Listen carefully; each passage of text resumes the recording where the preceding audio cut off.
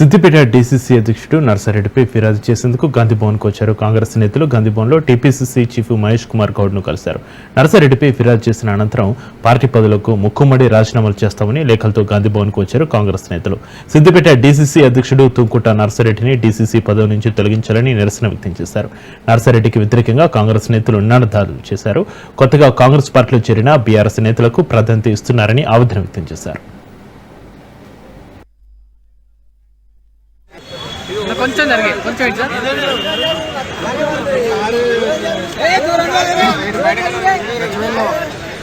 నర్సారెడ్డి అనే వ్యక్తి టీఆర్ఎస్ కుమ్మకాయ పలుమార్లు 4 సార్లు 5 సార్లు వీరితో ప్రతి ఎలక్షన్లో 4 కోట్లు 5 కోట్లు తీసుకున్న సందర్భాలు ఉన్నాయి. ఇట్లా అందరికీ తెలుసు. హనుమంతన్న దగ్గరికి అంటే అందరికి ఆడికి పోతున్నట్ట కదా అందరు. మీదేది ఇవన్నీ ముక్కుమ్మడి రాజీనామా ఇది చూపించి ఒకసారి చెప్పు ఎందుకు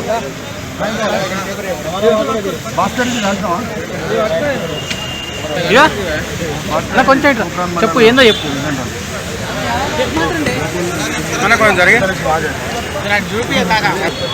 కొంచెం జరిగే కొంచెం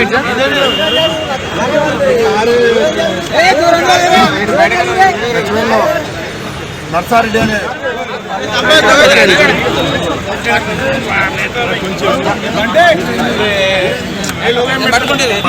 కలిసి వచ్చినాక మళ్ళీ సజ్జలు కానిచ్చేసి మొత్తం వచ్చింది. పీసీసీ గారికి కలిసినాక మళ్ళీ వచ్చి మీకు ప్రెస్ మీట్ ఇస్తామండి. వాళ్ళ ఆవేదన పీసీసీ గారికి చెప్పుకోవడానికి పీసీసీ గారికి కలిసినాక మళ్ళీ మీకు ప్రెస్ మీట్ ఇస్తాం. ఓకే.